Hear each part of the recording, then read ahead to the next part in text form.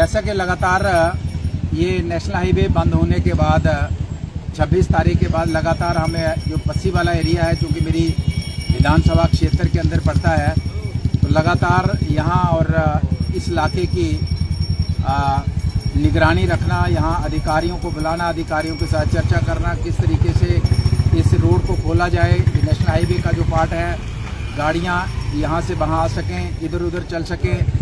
अभी भी हम सुबह लगभग 7 बजे के करीब हम उधमपुर से निकले थे, तो जस्ट अभी जहाँ स्लाइडिंग जोन है वहाँ पे पहुँचे हैं। तो आप अंदाज़ा लगा सकते हैं कि 2 घंटे हमें लगातार यहाँ पे जाम में फंसने के बाद यहाँ पहुँचे हैं। 2 घंटे का समय लगा है। तो हालात आप देख सकते हैं किस तरीके से डबल ट्रिपल जर्निंग है। और अभी भी ये जो बस्सी वाला एरिया है, आप देख सकते हैं कि 26 तारीख के बाद एक दिन भी ऐसा नहीं है, चाहे जम्मू कश्मीर के बाकी हिस्सों में मौसम बढ़िया हो, धूप चढ़ी हो, लेकिन यहाँ बारिश डेफिनेटली होगी। और रात को बहुत ज़बरदस्त बारिश चल रही है, सुबह भी बारिश हुई, अभी थोड़ी देर के लिए बारिश थमी है। लेकिन मैं ये कहना चाहूँगा कि नेशनल हाईवे अथॉरिटीज़ तो काम करती हैं, लेकिन बारिश उसी रफ्तार में रोज़ होती है, जिसकी वजह से ये पूरे तरीके से स्टेबल नहीं हो पा रहा है। तो ये सारी चीज़ें मद्देनज़र रखते हुए बहुत दिक्कत आ रही है। हमारे बहुत से एरियाज़ हैं हमारी विधानसभा के, जहाँ पे अभी राशन सप्लाई नहीं हो पा रहा है, असेंशियल सर्विसेज नहीं पहुँच पा रही हैं। हमारे बहुत से क्षेत्र हैं जहाँ पे हमारा नेटवर्क का अभी भी इशू है। बहुत से क्षेत्र हैं जहाँ पे गैस सप्लाई नहीं पहुँच पा रही है। चनैनी तक कोशिश करी है कि चनैनी तक वाया हमारा बटोत का है, कश्मीर से जो है कुछ एसेंशियल सर्विसेज का किया है, लेकिन उसके पीछे या बाहर के जो इलाके जो अभी भी कट ऑफ हैं पूरे तरीके से, वहाँ पे लोगों को काफ़ी दिक्कत का सामना करना पड़ रहा है। लेकिन मैं लोगों को शाबाशी देना चाहता हूँ कि अब लगभग 26 तारीख के बाद आज 13 तारीख है, आज तक लोगों को रोड की कनेक्टिविटी पूरे तरीके से सभी एरियाज़ में बहाल नहीं हो पाई है। लोग बाज़ार तक नहीं पहुंच पा रहे हैं, अपना सामान जो है वो नहीं पहुंच पा रहा है, मरीज़ जो हैं वो हॉस्पिटल तक नहीं पहुंच पा रहे हैं। इसी संदर्भ में कल भी मुझे जो हमारे एजुकेशन डिपार्टमेंट में जो लोग हैं, चाहे वो लेक्चरर हैं, चाहे वो प्रिंसिपल हैं, चाहे वो मास्टर्स हैं, चाहे वो टीचर हैं, चाहे वो नॉन टीचिंग स्टाफ है, तो लगातार उनका भी टेलीफोन आ रहा था कि हालात बद से बदतर हैं और पूरा दिन रोड में फंसे रहते हैं।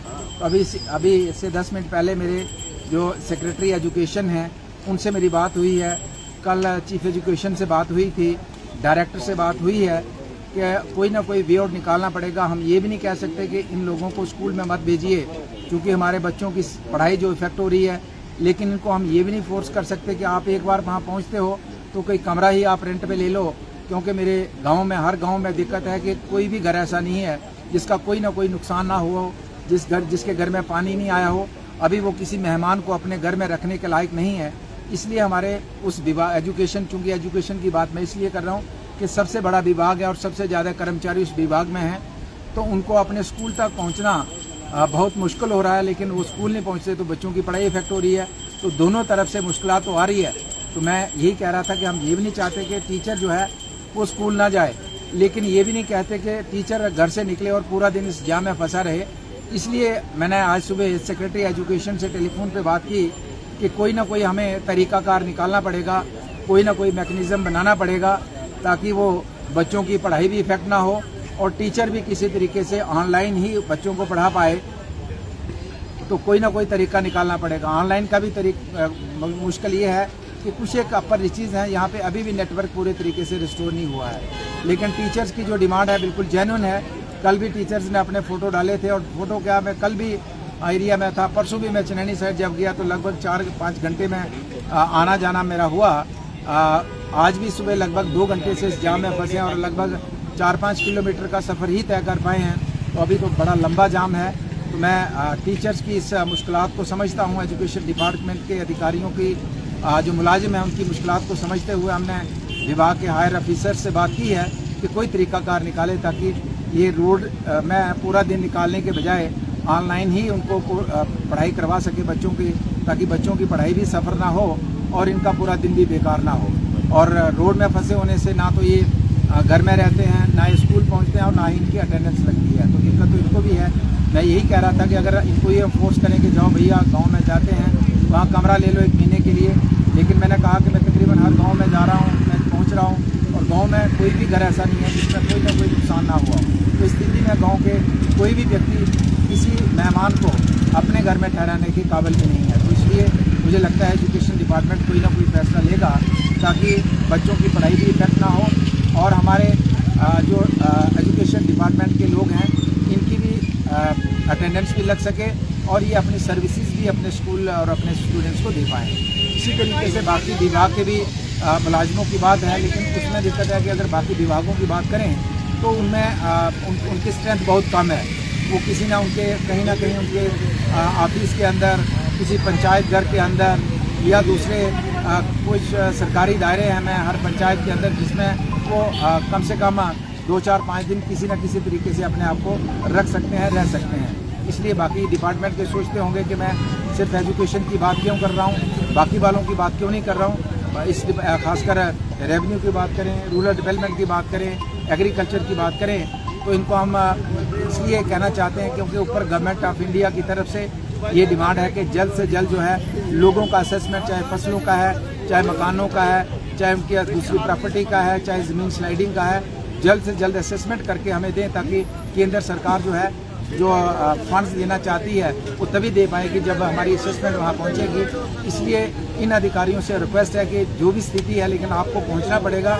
अगर असेसमेंट नहीं हुआ तो उन लोगों को मुआवजा नहीं मिलेगा और असेसमेंट का भी आप लंबा इंतज़ार नहीं कर सकते कि अभी 15 दिन तक इंतज़ार करेंगे, 20 दिन तक इंतज़ार करेंगे, क्योंकि ये जो कंपनसेशन गवर्नमेंट ऑफ इंडिया देगी तो ये ऐसा नहीं है कि आज एक इंस्टॉलमेंट देगी, परसों दूसरी इंस्टॉलमेंट देगी, ये वन गो में देगी। तो वन गो में तभी अभी लेट भी इसलिए हो रहा है क्योंकि हमारा असेसमेंट जो है सभी डिपार्टमेंट का नहीं पहुंच पा रहा है, तो जिसकी वजह से गवर्नमेंट ऑफ इंडिया के पास अंदाज़ा नहीं बन रहा है कि टोटल लॉसेस कितने हैं और जिसकी वजह से हमारा जो है पैकेज डिले हो रहा है। तो मैं बाकी डिपार्टमेंट के अधिकारियों को यही कहना चाहूँगा कि आपने जैसी भी स्थिति है अपनी जान को बचाने के साथ साथ आपने जैसी भी स्थिति है वहाँ उस एरिया में पहुँच के असेसमेंट देनी है। उस जो व्यक्ति है जिसका नुकसान हुआ है, चाहे जिसका जानवरों का नुकसान हुआ है, जिसकी ज़मीन का नुकसान हुआ है, जिसकी फसल का नुकसान हुआ है, जिसके मकान का नुकसान हुआ है, उसकी रिपोर्ट जो है आपको देनी पड़ेगी, मजबूरी है और इसलिए देनी है ताकि असेसमेंट बन सके और केंद्र सरकार से जो है फंड जिसका इंतज़ार किया जा रहा है वो मिल सके। मैं फिर से एक बार कहना चाहता हूँ, कुछ पॉलिटिकल पार्टीज अभी भी पॉलिटिक्स कर रही हैं कि केंद्र सरकार हमें ये जो है फंड्स क्यों नहीं दे रही है, हमें अनाउंसमेंट क्यों नहीं हो रही है। शायद वो जो लोग हैं वो घर में बैठे एसी रूम में बैठ के पत्रकार वार्ता कर देते हैं, लेकिन किसी एक गांव में गए हों उस गांव की वीडियो डालें कि हम फलां गांव में गए थे और वहां की स्थिति क्या है। गांव की सड़कें पूरी 100% सड़कें जो है हमारे विधानसभा की बारिश की वजह से बंद हो गई थी, 100% पावर सप्लाई बंद हो गई थी, 100% जो हमारा मोबाइल नेटवर्क बंद हो गया था। इसी तरीके से पानी की जो स्कीम्स हैं लगभग 100% वो भी बंद हैं। तो बाकी डिपार्टमेंट की बात करें तो हर डिपार्टमेंट में इसी तरीके से बड़ा नुकसान हुआ है। इस सारे नुकसान का जो है इसकी असेसमेंट करना, क्योंकि अब बारिश डेली होती है, हर दिन बारिश हो जाती है। बारिश अगर 26 तारीख की बारिश हो उसके बाद बारिश ना हो तो असेसमेंट करना कोई मुश्किल बात नहीं है। तो गए और जहाँ भी हुआ है आज असेसमेंट करके पटवारी आता है, आपका BLW आता है, तो दूसरे दिन उस गाँव में 2 मकान और गिर जाते हैं, दूसरे दिन वहाँ की स्लाइड और हो जाती है। आज वहाँ की सड़क रिपेयर करके आते हैं, दूसरे दिन उस एक सड़क पे बसी फिर आ जाती है, फिर से सड़क बंद हो जाती है। तो इतना आसान भी नहीं है कि हम कहेंगे कि एक ही दिन में गए और असेसमेंट की और आपको मुआवजा मिल गया, ऐसा नहीं है। बड़ी सिचुएशन बड़ी ऑकवर्ड सिचुएशन है, बैड टू वर्स्ट सिचुएशन है, सिचुएशन बड़ी क्रिटिकल है और इतना आसान नहीं है। लेकिन उसके बावजूद भी डिपार्टमेंट के लोग जो है उनको और एक्टिव होने की ज़रूरत है और जल्द से जल्द जो है असेसमेंट करके गवर्नमेंट ऑफ इंडिया को भेजना है ताकि उनको जो है गवर्नमेंट ऑफ इंडिया की तरफ से जो वादा किया है उनको पैकेज का मिल पाए। और मैं एक बार फिर से सभी साथियों को, जो अक्सर मैं बार बार कहता हूँ कि कई बार साथियों का मन करता है कि घर में बैठे तंग आए हैं, हम घूमने जाएंगे, हम समरोली तक घूमने जाते हैं, हम पत्नीटॉप तक घूमने जाते हैं। तो मैं उनको एक बार फिर से दोहराना चाहता हूँ, अगर आप घूमने के मूड में हैं तो आपसे हाथ जोड़ के विनती है, आप अपने घर में बैठे रहिए। बहुत मजबूरी है, आपका बहुत मजबूरी है, बीमार है, घर में कोई परिवार का सदस्य परेशानी में है, उस स्थिति में ही अगर आप घर से निकलेंगे तो ये हमारा नेशनल हाईवे मान्य हो पाएगा। अदरवाइज़ अगर हम कोई भी एक भी व्यक्ति घूमने के नज़रिए से निकलेगा और रोड जाम में फंसेगा तो उससे मुझे लगता है उसको भी लगेगा कि मेरा भी वक्त बर्बाद हुआ और सैकड़ों लोगों की गाड़ियाँ जो फंसी हैं उनको अब अपने मजबूरी में जहाँ पहुँचना है वो नहीं पहुँच पाएंगे। इसलिए जो एसेंशियल सर्विसेज हैं, इमरजेंसी नेचर के जो जिसकी कोई समस्या है वही व्यक्ति घर से निकलेगा। अभी भी मैं कहना चाहूँगा कि यह सोचेंगे कि नेशनल हाईवे बारिश बंद हो जाएगी और दूसरे दिन रेस्टोर हो जाएगा। जखैनी से लेकर चनैनी तक सिर्फ एक ही ट्यूब काम कर रही है, दूसरी ट्यूब लगा पूरी जो ऊपर वाली पहाड़ की तरफ है वो टोटल अभी उसमें पसियाँ हैं। उसको साफ़ करने में मुझे लगता है बड़ा जल्द भी करेंगे तो एक महीने से ज़्यादा वक्त लग सकता है। तो इसलिए मैं कहूँगा कि सिंगल रोड है और यहाँ पे अब डबल रोड था तब भी ट्रैफिक जाम रहता था। सिंगल रोड में और ख़ासकर पस्सी वाली जगह में आप देख सकते हैं अभी भी कोई गाड़ी फंस गई है जिसका चैम्बर लगा है और वो देख रहे हैं, उसको निकाल रहे हैं। और क्योंकि ये रोज़ बारिश होती है, रोज़ यहाँ पे काम चलता है, रोज़ नीचे बैठता है, तो इस स्थिति में हमारा रोड है। तो मैं इसलिए आपको बार बार विनती करता हूँ कि जो भी लोग बड़ी इमरजेंसी है तभी वो लोग निकलेंगे, ताकि जाम की स्थिति जो है ना बनी, कम से कम जाम लगे और आराम से जो लोग निकल पाएँ जिनकी मजबूरी है। हमारे डीडीसी सुभाष जी जो इसी क्षेत्र के डीडीसी मेंबर भी हैं, हमारे मंडल के अध्यक्ष भी हैं, आज इनके अपर इस पहाड़ी के ऊपर हमने जो 5-10 पंचायतें हैं वहाँ पे लोगों के साथ मिलने का समय दिया था। वहाँ उनकी सड़कों की हालात देखने का हमने फैसला किया था। वहाँ लोगों के मकान गिरे हैं उनको देखने का, लोगों की ज़मीनें गिरी हैं, लोगों की फसलें गिरी हैं, उन सब की सिचुएशन को असेस करने के लिए सुबह हम 7:30 बजे के करीब हम बाज़ार से निकले थे। तो अभी आप समय देख सकते हैं कि 10 बजने वाले हैं। तो अभी हम 5 किलोमीटर का सफ़र तय कर पाए हैं, आगे भी बहुत लंबी कतार है। तो इस तरीके से ये जामिंग की स्थिति है। तो मैं सभी लोग जो कहीं अभी इस साइड आने का उनका इमरजेंसी नहीं है तो जहाँ भी हैं वो वहाँ बने रहें, रुके रहें और थोड़ा सा स्थिति सामान्य होती है तब आप निकलें। और एक बार फिर से मैं सभी साथियों को जो भी मेरी आवाज़ सुन रहे हैं मैं उनको अपील करना चाहता हूँ कि इस स्थिति में, इस हालात में जो कि किसी के कंट्रोल में नहीं है, तो हम ज़रूर जो भी अपने जिस इष्ट देवता को मानते हैं प्रार्थना ये ज़रूर करें कि बारिश बंद हो, तभी हालात सामान्य हो पाएंगे। बारिश लगातार चलती रहेगी, काम अफेक्टेड होता है, पसी लगातार चलती है और काम की ना तो प्रोग्रेस निकलती है और जो काम होता है वो फिर जीरो पे चला जाता है, उसी जहाँ से शुरू करते हैं वहीं पहुँच जाता है पसी आने से।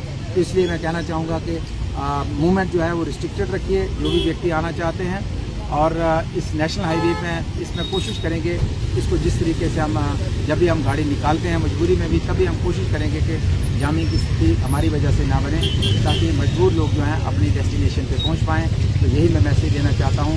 अभी इस वक्त की बात जो है नेशनल हाईवे बहुत ज़बरदस्त तरीके से ये जो हाईवे ब्लॉक है, ये बहुत बड़ा जाम लगा है और इस स्थिति में कोशिश करेंगे कि जो भी मेरी आवाज़ सुन रहा है जो अभी यहाँ नहीं आया है वो जहाँ है वहाँ बने रहे। Thank you very much.